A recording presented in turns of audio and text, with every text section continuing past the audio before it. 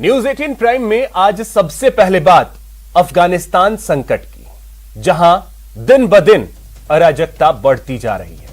इसे लेकर भारत की रणनीति क्या होगी, इसे लेकर पीएम मोदी अपने आवास पर महामंथन कर रहे हैं।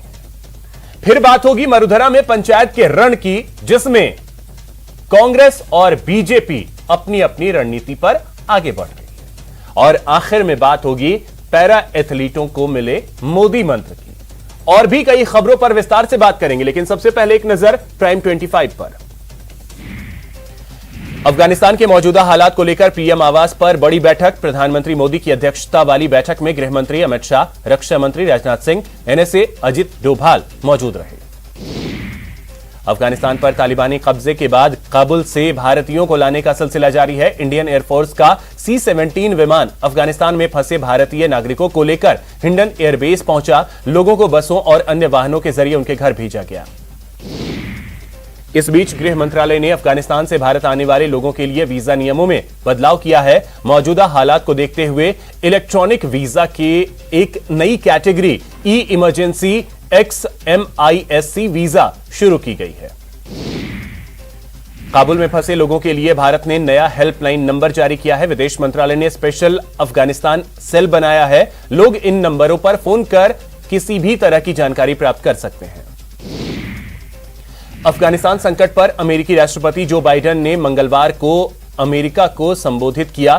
तालिबान के कब्जे और अफगानिस्तान में बिगड़े हालात को लेकर बाइडेन ने अशरफ गनी पर ठीकरा फोड़ा। पीएम नरेंद्र मोदी ने टोक्यो पैरालंपिक में हिस्सा लेने जा रहे भारतीय पैरा एथलीटों से बातचीत की और उन्हें असल जिंदगी का चैंपियन बताया। पीएम ने खिलाड़ियों से मेडल का दबाव छोड़कर टोक्यो में अपना सर्वश्रेष्ठ प्रदर्शन करने की बात कही। प्रधानमंत्री ने राजस्थान के पैरा एथलीट और 2 बार के पैरालंपिक स्वर्ण पदक विजेता देवेंद्र झाझड़िया से भी बातचीत की और उनका हौसला बढ़ाया। पीएम से संवाद में देवेंद्र ने अपनी तैयारियों के बारे में बताया, तो साथ ही उन्होंने जेवलिन थ्रो में देश के लिए तीसरा पैरालंपिक गोल्ड मेडल जीतने की भी बात कही। पेगासस जासूसी मामले में सुप्रीम कोर्ट ने केंद्र सरकार से जवाब मांगा है। विपक्ष समेत तमाम याचिकाओं पर 10 दिन बाद सुप्रीम सुनवाई होगी। मोदी सरकार के खिलाफ मोर्चाबंदी तेज करने के इरादे से कांग्रेस की अंतरिम अध्यक्ष सोनिया गांधी ने 20 अगस्त को विपक्षी दलों की वर्चुअल मीटिंग बुलाई है। बैठक में टीएमसी प्रमुख ममता बनर्जी, शिवसेना प्रमुख उद्धव ठाकरे, द्रमुक प्रमुख MK स्टालिन और झामुमो प्रमुख हेमंत सोरेन शामिल हो सकते हैं। महंगाई और तेल की बढ़ती कीमतों को लेकर कांग्रेस ने केंद्र सरकार पर जमकर निशाना साधा। अजय माकन ने कहा कि केंद्र ने टैक्स बढ़ाया और सब्सिडी घटा दी है। जनता की जेब पर डाका डाला जा रहा है।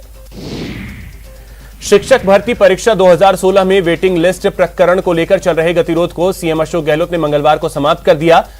874 अभ्यर्थियों को इसका सीधा फायदा मिलेगा। विधानसभा के मानसून सत्र का 9 सितंबर से आगाज होगा। सत्र बुलाने को लेकर विधानसभा अध्यक्ष सीपी जोशी ने अधिसूचना जारी कर दी है। कोरोना संक्रमण के चलते मानसून सत्र छोटा रह सकता है। बताया जा रहा है कि 4 से 5 दिन तक चलने वाले मानसून सत्र में गहलोत सरकार 1 दर्जन बिल लाने की तैयारी में है, जिसमें जवाबदेही कानून भी शामिल है।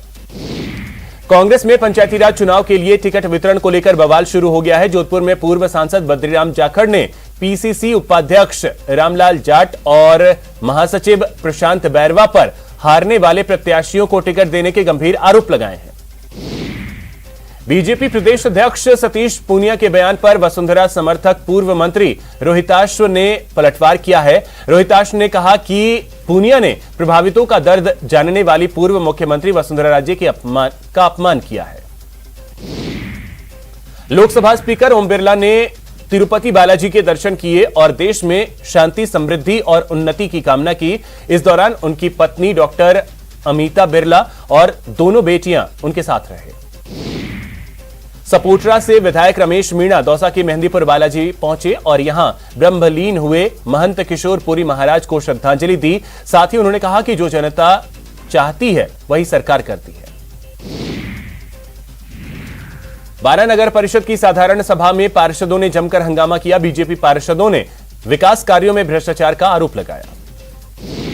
श्रीनगर के लाल चौक पर मुहर्रम जुलूस के दौरान बवाल मच गया। पुलिस ने बवाल को शांत करने के लिए लाठीचार्ज किया और आंसू गैस के गोले छोड़े।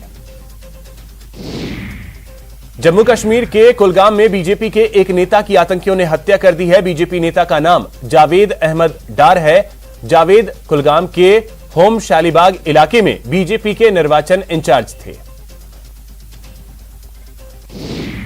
जयपुर के मानसरोवर थाना इलाके में एक महिला की गोली लगने से मौत हो गई। हालांकि अभी मौत के कारणों का पता नहीं चल सका है। पुलिस मामले की जांच कर रही है। भरतपुर में एक शख्स ने गुटखा नहीं देने पर एक दुकानदार पर फायरिंग कर दी। गोली लगने से 2 लोग जख्मी हो गए। पुलिस ने आरोपी को गिरफ्तार कर लिया है और जांच शुरू कर दी है। भीलवाड़ा में सूचना केंद्र के पास बाजार में लोगों ने चोरी के संदेह पर 2 युवकों की जमकर धुनाई कर दी। पुलिस ने दोनों को हिरासत में ले लिया है। आईसीसी ने इस साल खेले जाने वाले T20 वर्ल्ड कप के कार्यक्रम का ऐलान कर दिया है। 2007 की T20 चैंपियन भारतीय टीम विश्व कप में अभियान की शुरुआत 24 अक्टूबर से करेगी। टीम इंडिया का पहला मुकाबला चिर प्रतिद्वंदी पाकिस्तान के साथ खेला जाएगा। उधर टूर्नामेंट का पहला मुकाबला 17 अक्टूबर को ओमान और पापुआ न्यू गिनी के बीच खेला जाएगा। फाइनल 14 नवंबर को होगा। चलिए अब बात अफगानिस्तान की करते हैं।